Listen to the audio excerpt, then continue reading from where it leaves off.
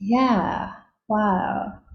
There are almost 10 people joining us. Okay, so first of all, yesterday I posted this one so that you guys can copy your code here. I think no one copies um, the code here yet. I'm not sure if you guys did already the programming exercise on this lesson or not, but if you guys did already, you can copy along here during my teaching as well, so that it can be there, and then I think I can easily copy to Colab, right? Okay, you can do this, but you can see that the indentation is wrong, right? Actually, if you reply and then you use this option, then you use this. Like, can you see this symbol, right? This is for code snip, and you can choose Python. Python. Where is Python? Python is here, and then you copy your code here. Okay, it's gonna be beautiful like Python code, so that I can copy it easily. Okay, yeah, that's nice. Cool. Perhaps it's good to have a comment to state the question number or exercise number. Okay, then I will come back to this later on. Let's now focus to where we left off on Wednesday. So on Wednesday, we were talking about local and global variables, right? So this is another example of that. There are two functions. The first function is sum2d, which is the sum2. It's similar to sum2 function. Okay, but it is written like this, and then this is mul2, which stands for multiply to n. Okay, so instead of addition, I use multiplication. Okay, so, and this is the main program part, the main part.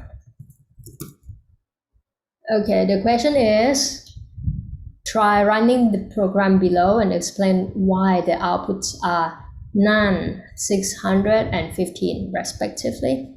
Do you understand that? So maybe today I don't walk through thoroughly line by lines in the program then, because I think you guys understand already all the flow here. Okay, so the main program. So we start looking at the main program, right? So we set s to 5, and then we print out after we calling sum2d function, and then we pass 5 to this function, right? So for this function, it doesn't return anything because there's no return statement. So they return none, right? That's why the first output is none. Okay. For the 20th line, we called mul2 function. And mul2 function, of course, they return the result, which is, like, I can make a comment here that it's gonna multiply the number until n. Okay, so in this case, it's gonna multiply until 5, and then the result is 600, and then it returned the value of s. Okay, remember that it doesn't return the variable s, but the value of s instead. So we're gonna get 600 here. That's why we printed out 600 here. Okay, let's have a look in this line. Importantly, this line print just s. If we focus on just only in the main program, yeah, that's right. I think a student give me an explanation correctly. Okay, So come back to here. So because if we look at only into the main program, we can see that s is equal to 5, but the result is not 5. What happened?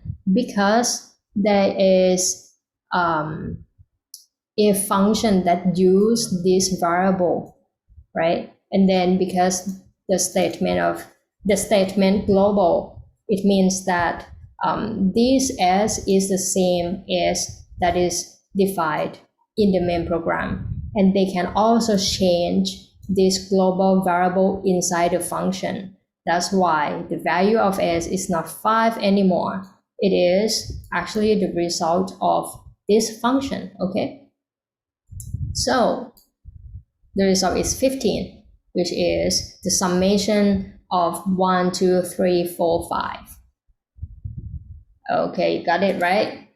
Cool. So next one is more examples on this. Okay. Look at this function. So okay, there are two functions. Actually, these two functions, the main difference is x and y here. So this function uses the global statement, and the first function f1 doesn't use the global statement. That is, they printed out x and y here as well. This one, they printed out x and y here. So the main difference is just this line that is inserted at the beginning of the function block, okay? And for the main program of these two blocks is kind of the same, but the results are different, we can see. So of course, it should be because of this line, right? Okay, we're gonna have a look for each one. Okay, this one, so when we, I suggest you to start looking at the main program first.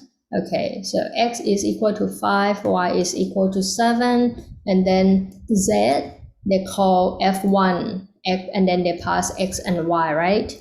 What it does is they call f1, they jump to where the f1 is, and then they pass the value to here. So x is 5, y is 7, so that's why a now is 5 and b now is 7 locally in this function, okay? But inside the function, we reassign a and b to 10 and 0 respectively, and then we created another x and y locally, right? Because we don't use the global statement. That's why x and y here also local variables. Okay, and then so they also print something out within the function as well. So for this line, what it's gonna print is the value of x and y locally, which is 0 and 1. Then it returns the result of subtraction between a and b. So a is now 10 because it is replaced it. So 10 because it is the reassignment, right? So a has a new value which is 10, right? Not 5 anymore. And b also has a value of 0. So the result is 10, right? 10 minus 0 is 10. So, and then where does it return to? It returns to where it is called. So it is called here, so it returns 10 here. So this equal to 10 now, and then it's gonna assign to z here. So cx, this is in the main program, right? So x, y, z, right? Now it's 5, 7, and now z is 10 already. So that's why it prints 5, 7, and 10 here, right? All the local variables are discarded. after the function f1 was called. Was executed completely. Okay, you got it, right? This is not difficult anymore. Okay. For this function, because we use global statement, it means that x and y inside here is the same as x and y inside here. So it means inside the function, we can change or we can modify the global variables that we declare here. Okay, that's why this is print inside the function, because we assign x and y here. So the value is going to be 0 and 1. It's not different to this, right? Okay. But for the last line that print x, y, and z out, you can see that the last value is the same, which is 10. But the x and y values here are already changed to 0 and 1, because it was changed inside the function already. Okay. Next, we're going to see another example which is different. We say that we can use any global variables within a function with our global statement as well. So we know that inside a function, right?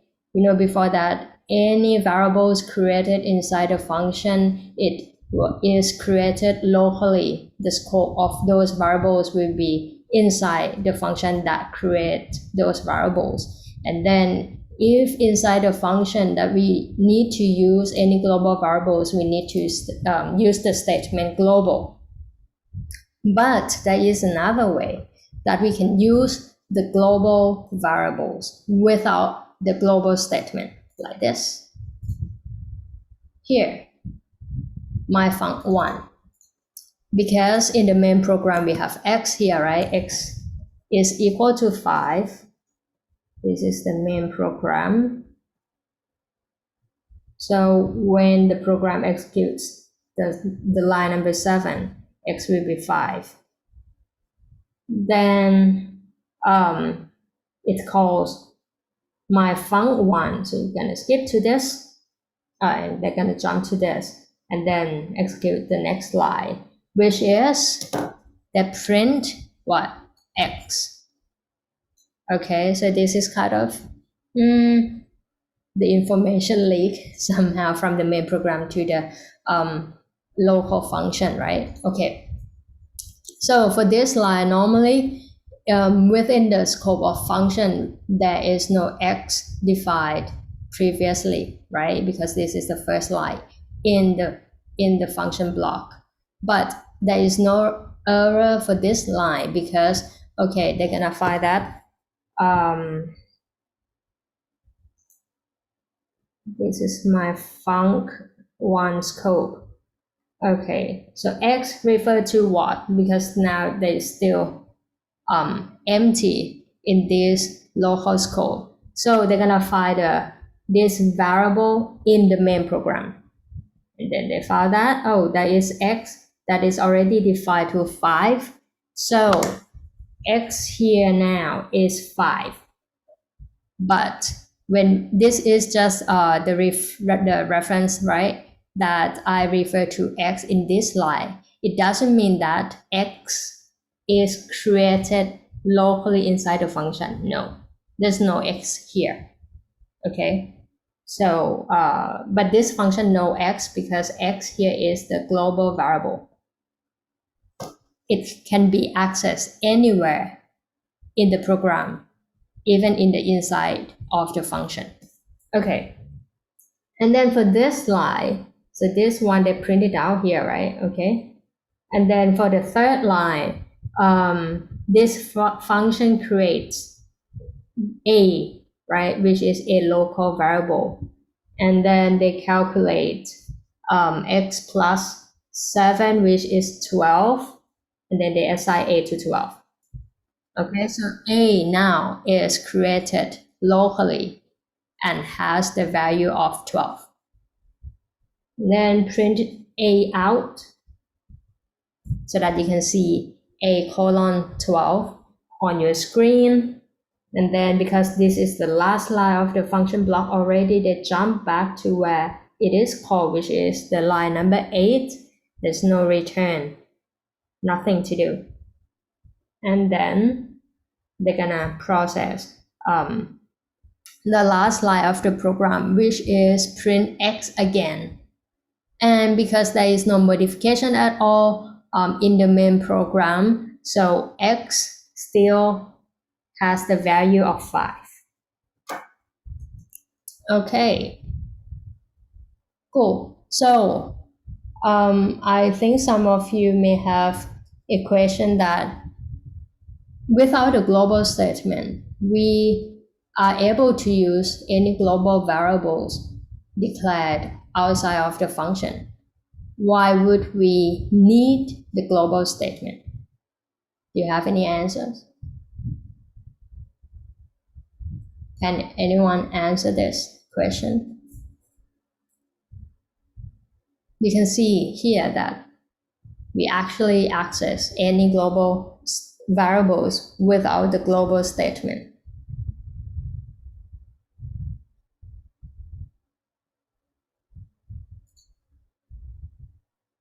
Why would we need the global statement? Because I want to emphasize it here.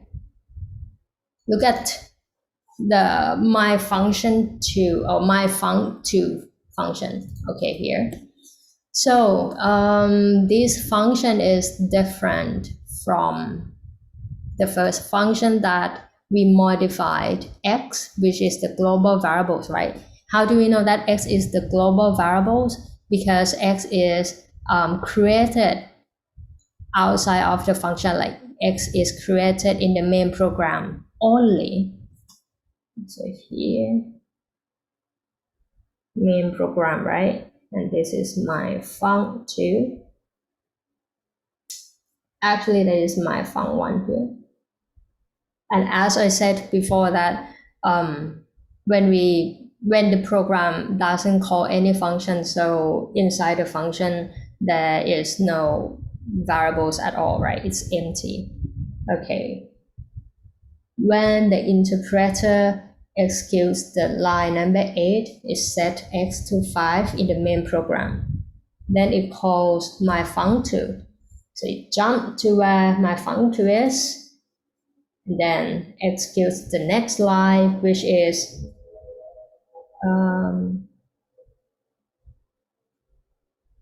okay.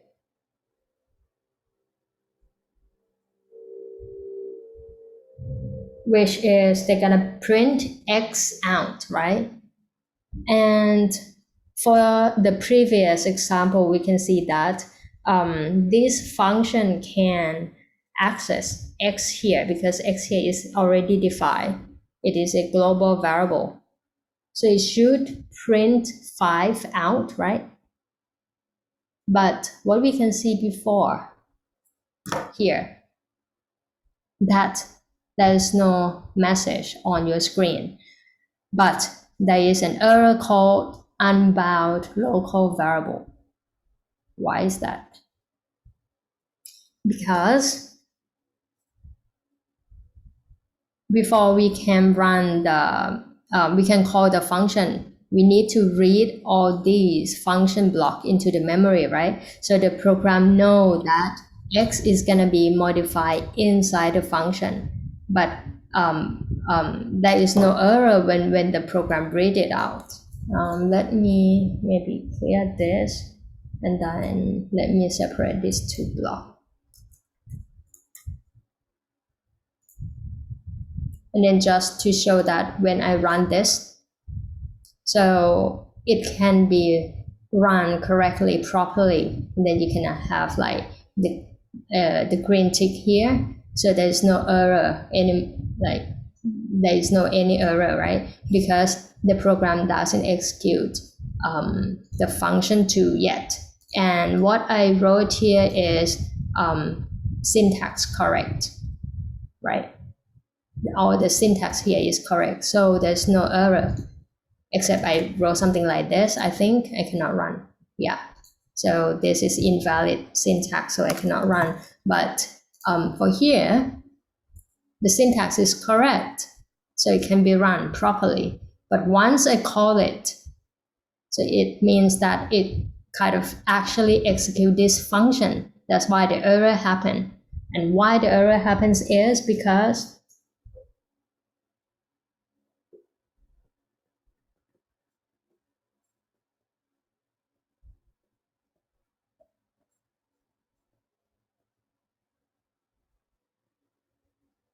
there is 5 here, jump to here, right? Because in the memory, then the program knows already that x will be modified in the next line, which means that x should be a local variable in the function in the myfunc2. So it kind of conflicts. So this one, because for this one, x was not defined previously, like before the second line, right? So x, this one gonna be the global variable, but for this x, it's gonna be local variable. So it has the conflict. That's why the error unbound local error happens at this line. So x reference before assignment. Okay, you got it? Okay, so after this example, I think you have the answer why we need the global statement. Because if we use the global statement, it means that these variables and these variables outside are the same variables, and we can modify them inside function. But if we don't use it, if we don't use the global statement, we can just we are able to read it only. We cannot modify it. If you modify it, it's gonna have the runtime error, which means the error at the runtime when we run it. Okay, like here. Okay, I think this is all about the local and global variables. Okay, so therefore, I mean, it is not recommended to use global variables inside any function without explicit declaration using the global statement, just to just to make the program cleaner and easy to understand, and to have it less like to make the program that is not prone to the bugs. Okay. Okay. But this one, this is more examples here.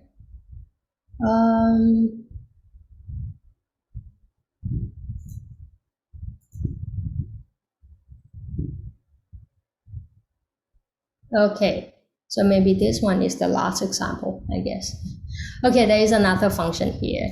There's just a normal function. There's no global statement in there, which means all this assignment, or we can see that this all the variables that are created, right? And there are an assignment to these variables locally. So these local variables, these variables are local.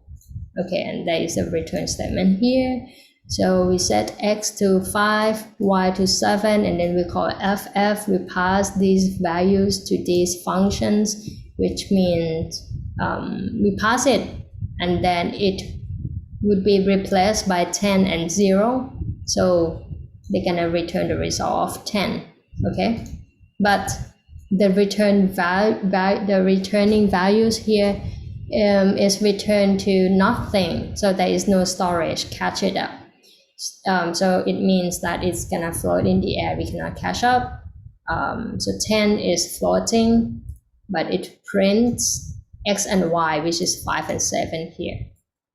Okay, for this one, the return, the value that returned from ff function is gonna be assigned to a, so a caches the 10, the value of 10. So a has the value of 10, right?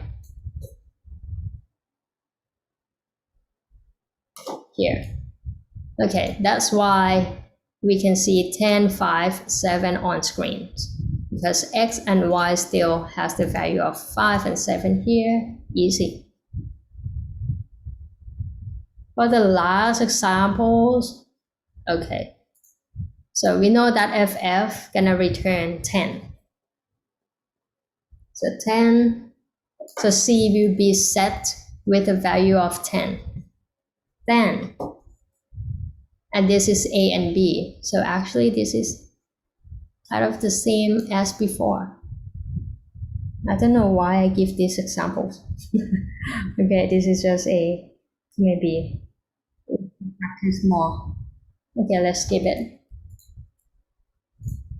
Great, I think we are in the end of the function lesson already. So we know everything already. We know what we learn is,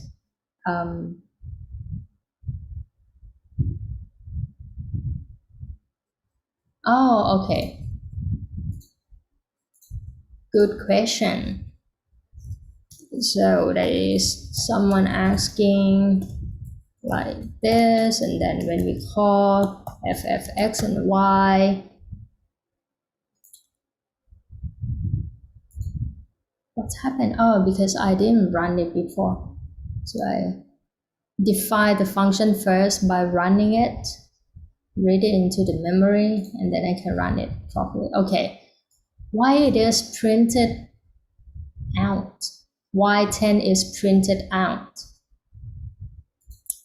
You know what? This is a feature of Colab, like the script language. When we say, like when we write a statement, maybe,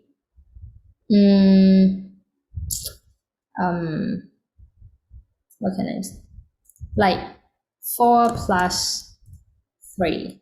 So maybe if I say x equal to 5, y is equal to 7, which is already that. So I can write an expression, x plus y. I didn't print anything. I didn't use the command or the function print, but we can see 12 on screen. What happened? Because Colab gonna kind of show the message or show the value of the last line. Let me show you this. If I write x multiplies y, what do you see? What are you going to see on your screen? 12 and 35, or just 12, or just 35, or both, or nothing?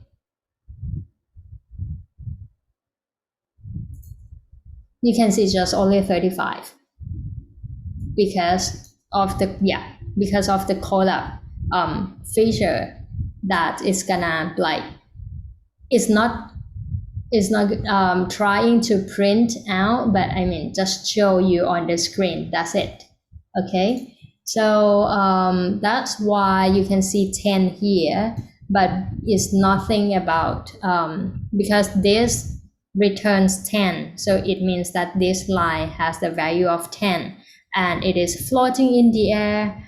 No one can catch it, but the last line of the code of Colab can catch it and then show it on your screen. That's it. Okay, but if you run it in maybe in like Python, like in .py program, sometimes, or maybe some IDE cannot show this last line. Okay, so this is because of the interpreter here.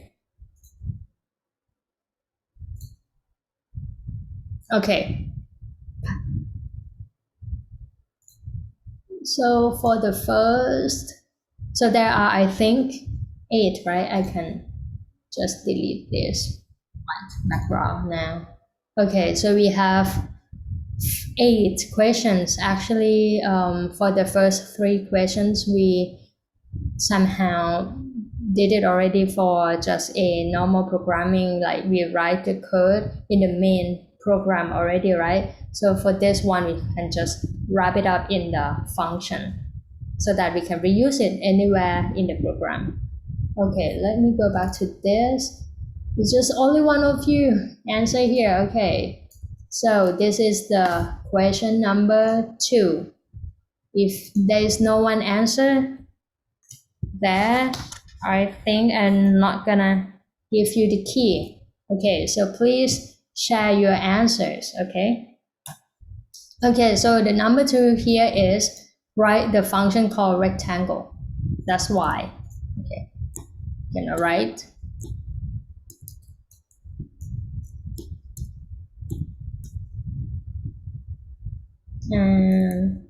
Okay.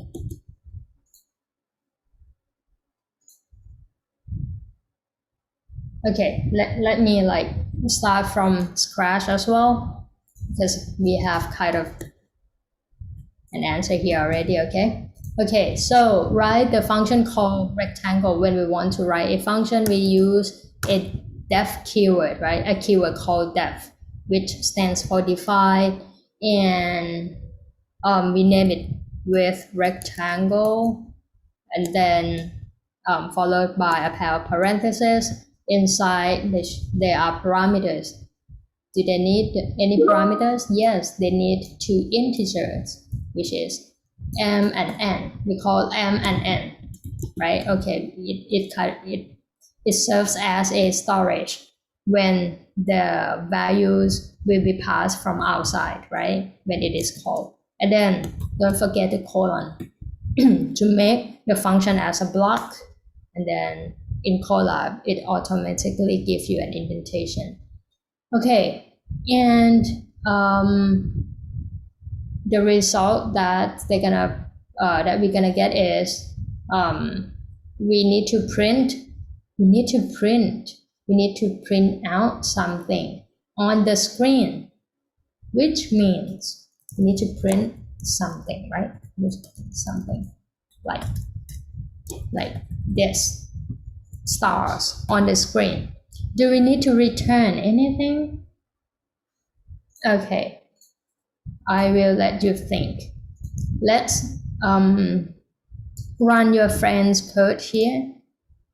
Okay, so this function is defined already in the memory, and then we can call it, right? We can test it by calling the function that you created, rectangle, and then we can pass the value. If we pass m and n, it's gonna have the error because m and n is not defined anymore. It's not defined before, so we can got the error, name error, m is not defined yet. The program don't know m yet, so we're gonna give 2 and 4. So 2 gonna be passed to m, and then 4 gonna be passed to n. Okay, what is it? It returns 8. Okay, so I will make the program run properly because I know that the rectangle here, there is the return statement, right? I gonna cache the returning value with maybe area here. Okay, area here and area here is different variable, right? Area here is a local variable, but here is a global variable. Okay, you can print it out, area.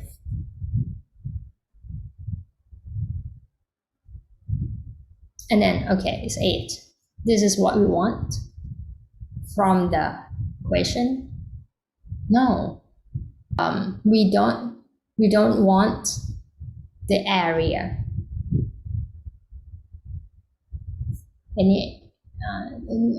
Okay, there's no more. Okay.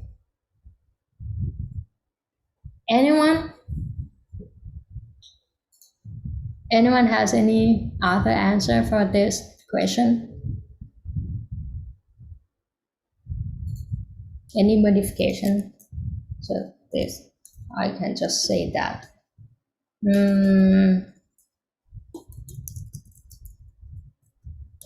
what we want.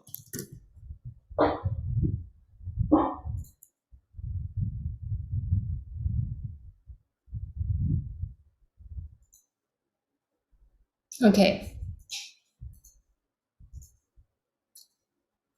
So we want something like this. So if, for more examples, right? If we call rectangle 3 and 5, what we want 3 rows of stars, like that, 3 rows of stars. And for each row, we want 5 stars each, like this. We want to create a figure by using stars.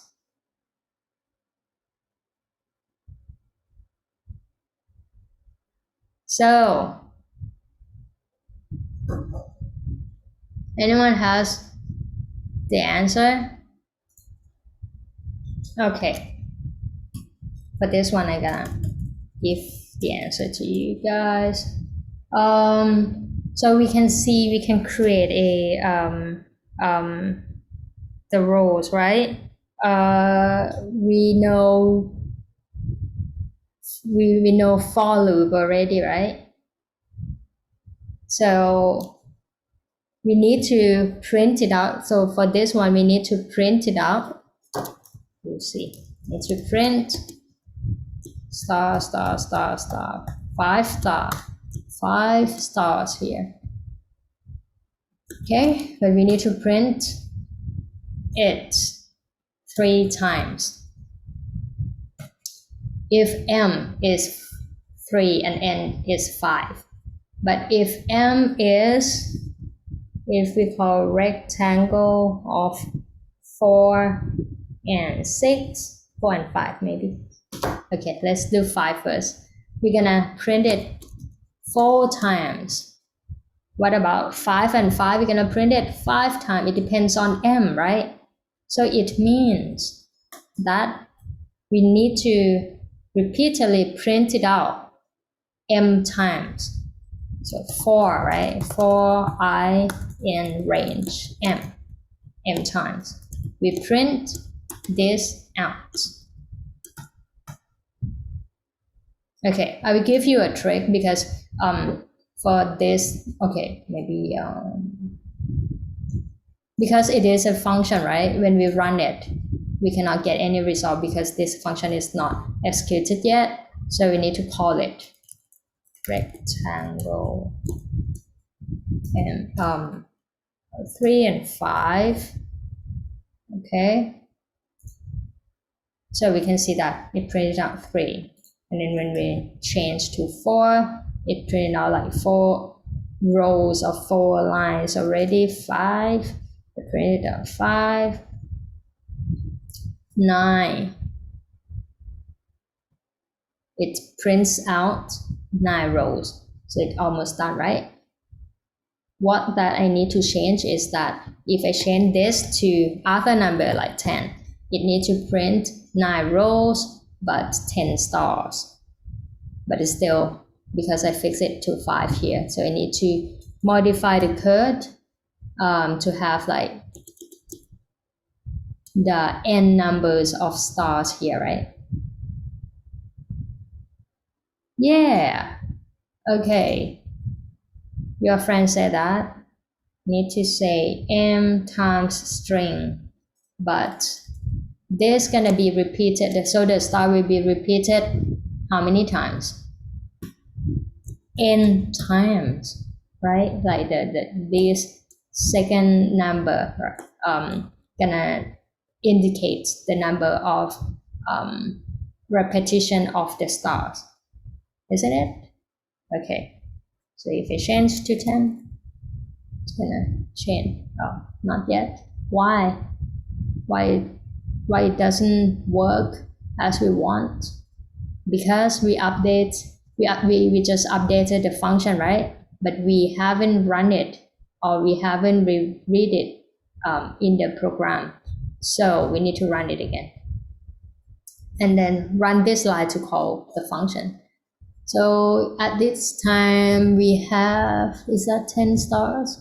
Yeah, it's 10 star already. So we can just maybe 2, 4. So you're gonna print it out 2 lines and 4 columns, which is like 4 stars. And 3 and 5 here. Okay. Do we need to return anything? According to the questions here, we don't need to return anything. They want us just to print the results on the screen. So we don't need to we don't need to return anything, right? Yeah, that's it. So the answer is here, very short. Okay. Okay, so for check dates, right? Check dates, actually you can use your code before, I think.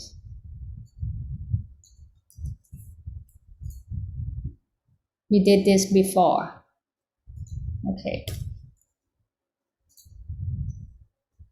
Okay, so for this one, the question says that write the function name check date. Okay, this is a function you can notice by your friends uses def here, and this is the name of the function, which is check date, and this is all the parameters. Okay, they accepts 3 integer numbers, where y is the year in AD, and returns. So this function is a returning the value returning function if the given date is valid.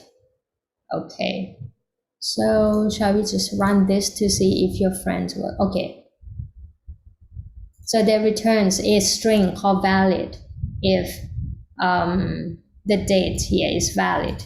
We can remember that in 2000 we have 29 days in February.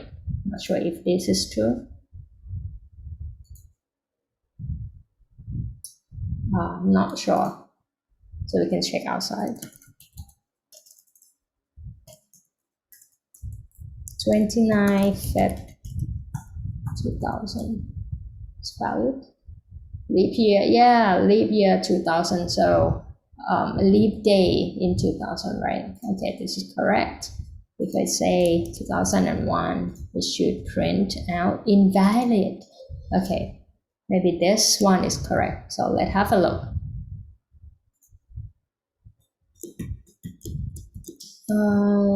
Okay, so this is a header of the function, right? This is what inside the function is here, and this is the main program that we call the function when the function is executed.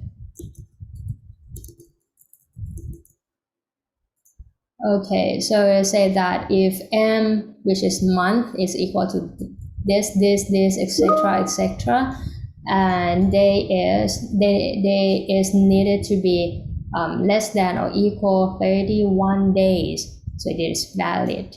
Else if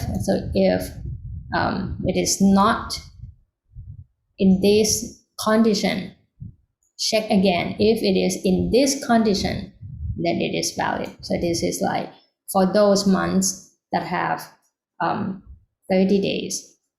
And for the second month, in February, we check it again. So that the year needs to be, so, okay.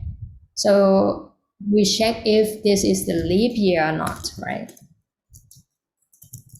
The leap year is defined as it needs to be a multiple of 4 and a multiple of, let me see, the multiples of 4, but not a multiple of 100. That's why we use this symbol, right, to represent unequal.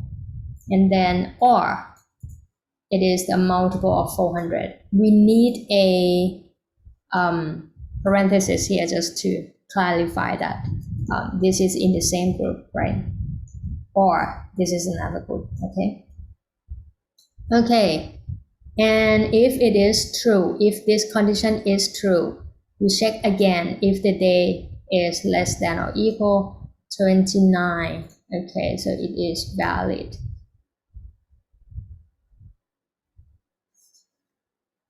Okay.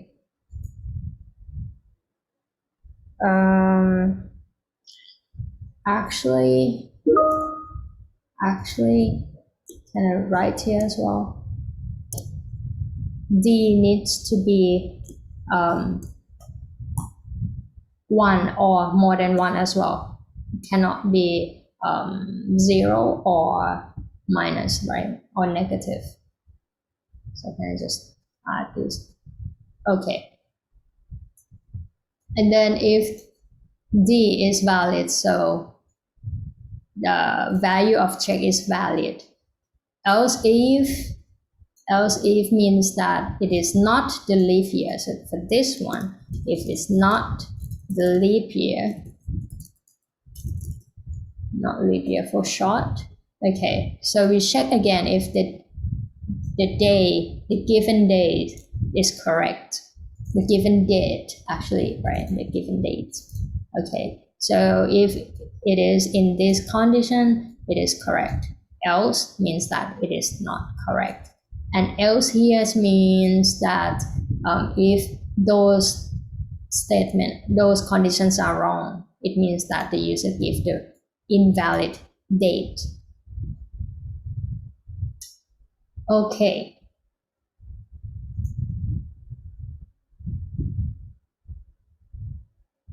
Actually, I think we need to check year as well if it is negative or not, but this is just roughly. Okay. Oh, and then the last line is we need to return the answer, which is check. Okay.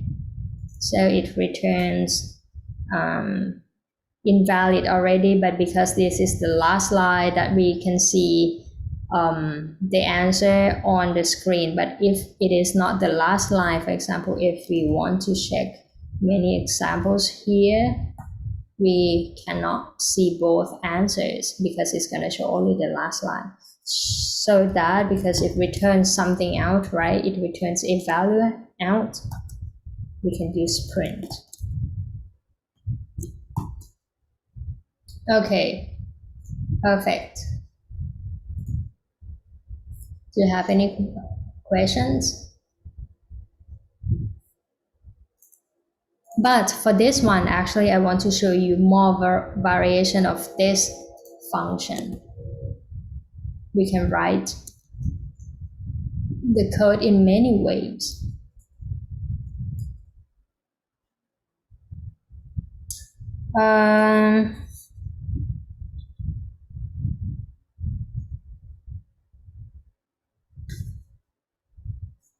Okay, for this one, I'm gonna delete check.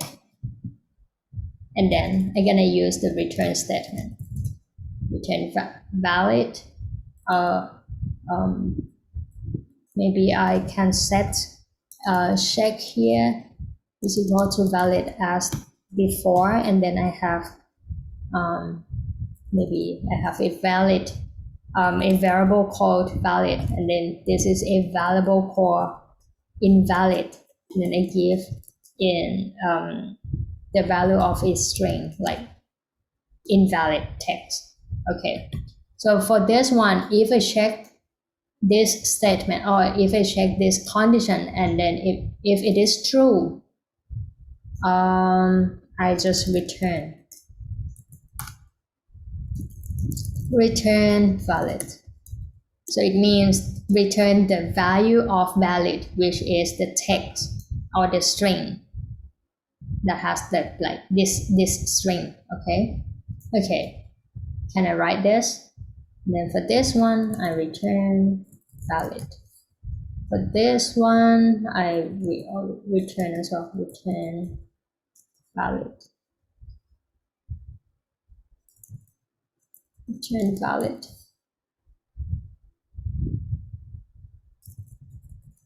Invalid. Do you think if this works, you can type yes or no? I cannot remember. This should be invalid.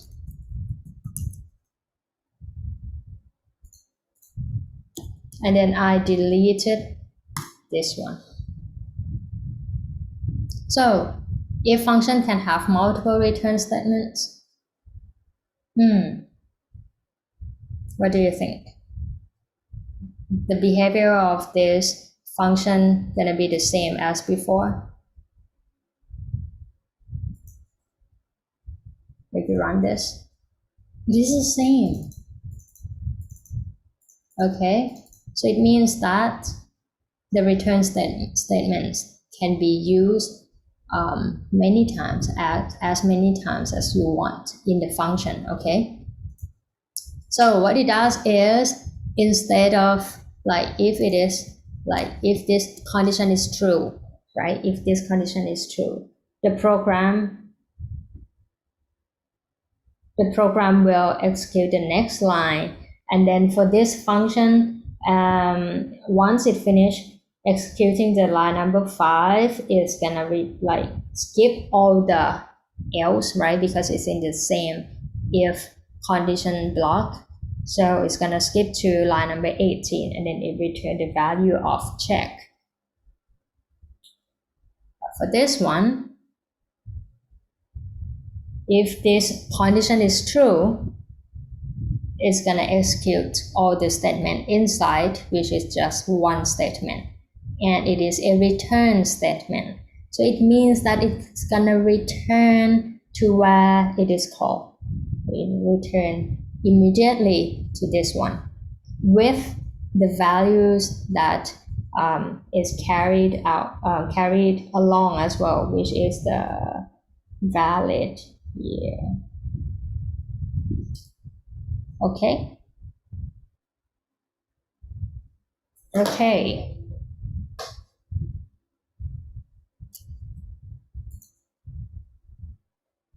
That's it. You got it, right?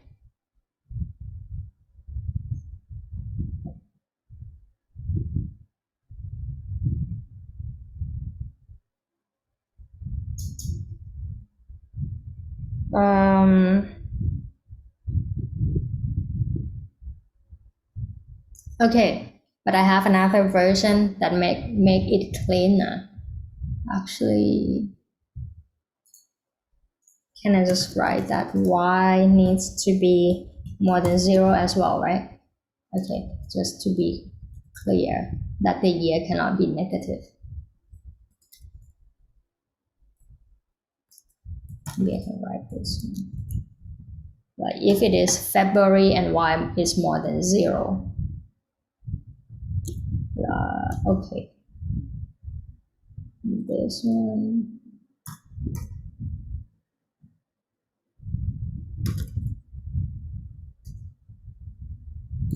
Okay. I can give you more varieties of these. So I will create a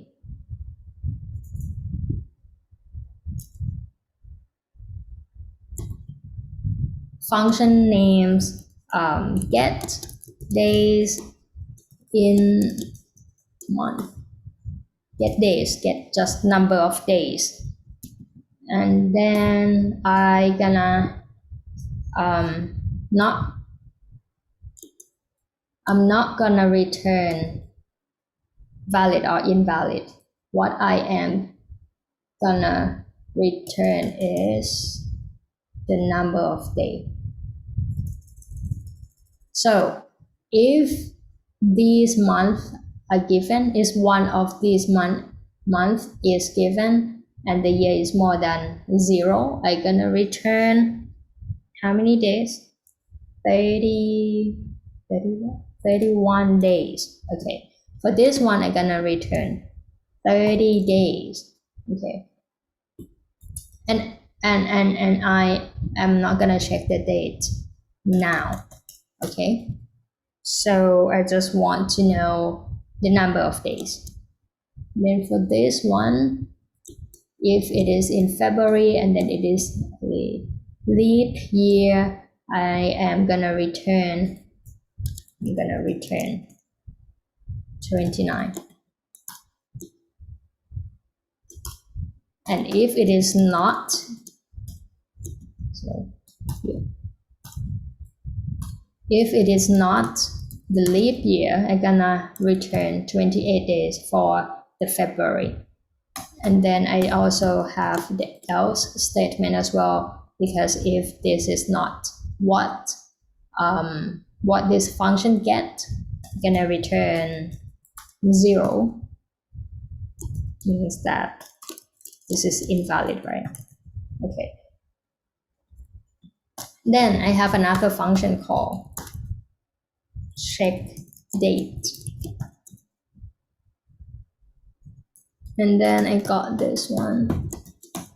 Okay. Then I got the day first. So in this function, I can call another function as well. So days, like days, and then I call get days. And then I also pass what this function get, the value to this function. And then imagine that this gonna return, so this function gonna return the number of days in the given month and year, right? Actually, for this one, it doesn't use the parameter d at all, so I delete it. I delete it now. So for get days function, it needs only 2 parameters, right? But for this one, it's like uses this 3 parameters. This is what the question wants, okay? And then, okay, so imagine that I got the returning value here already. It's gonna be either 31 or 30 or 29 or 28 or 0. So I'm gonna check again. If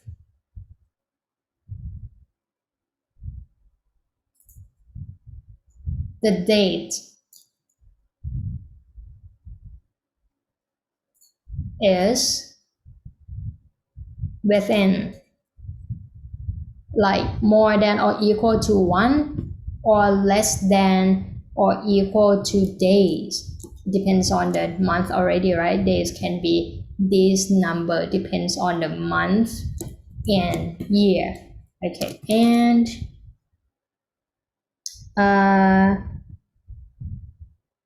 y needs to be 0, more than 0, and then that's it. And then there's gonna be return valid.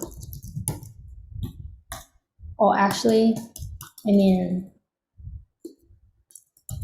I can return a boolean as well, because the question asking me just returns if it is true or not, right? So I can return a string valid, invalid like this, or I can return true or false as well, because it just is checking. Okay, then else, return false. That's it. Okay, so when I want to call it, I need to read these 2 functions in the memory first, and then I call it here, print check date for me, and then I give the date of what is it? Maybe the 29 of February in 2000. You see. False. Wait, what happened?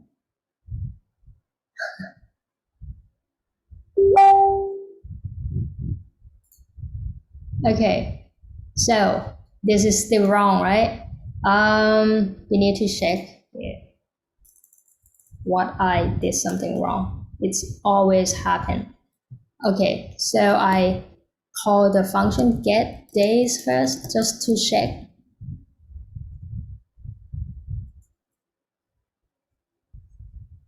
Here, okay, just to check if I get the number of days correctly. 29 is okay. Okay, so this is 29, right? Okay, so it means that when I call this 29, so this is gonna be true, right?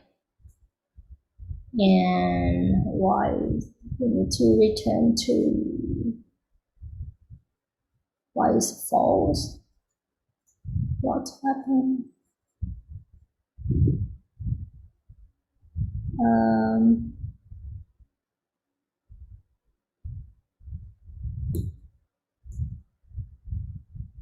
Maybe I print it out here. The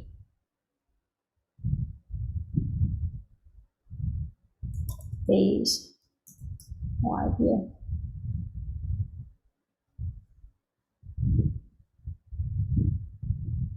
Okay.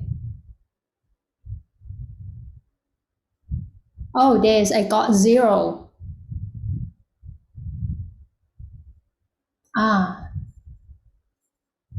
Because this is MDY and actually, oh, MDY, I mean, I passed the value wrongly. So we need to pass the month first. Okay, this is my fault.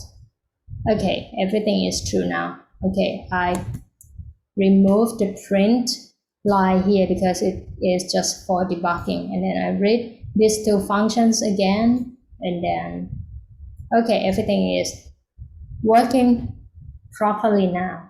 Okay, that's it. We got it right.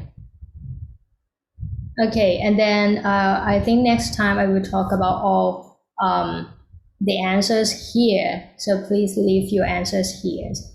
And I think next time is, so for the next class is on Wednesday, right? But the Wednesday is our holidays in Thailand. Do you want to study somehow? Are you free, guys? Are you available? We can study at like 10 to 12 if you like.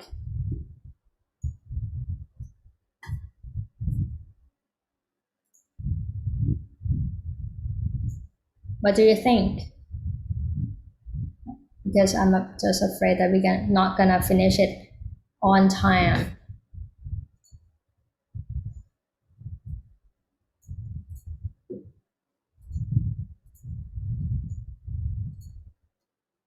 Okay, so next class gonna be on Wednesday. We're gonna have like this, gonna be holidays, and next Friday is also the holidays as well. Do you want to have a class on this Wednesday at 10 to 12? Give me a vote. Yes or no, please. You can give me a shout or maybe type in the chat.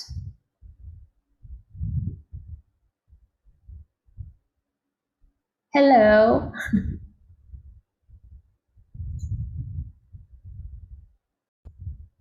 Okay, one more thing that I want to tell you is all the links are in this file, right?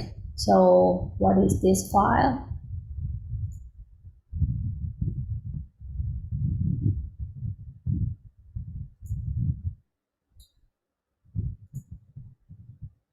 Okay, just wait a minute. Sorry for the overrunning time.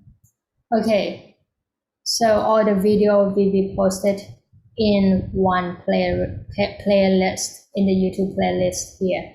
Okay, you can access all the videos of the class here. Okay. So see you on Wednesday or Friday. If you are free, if you are available, and if you want to have a chat with me on Wednesday, just come along at 10 to 12. Okay, bye bye.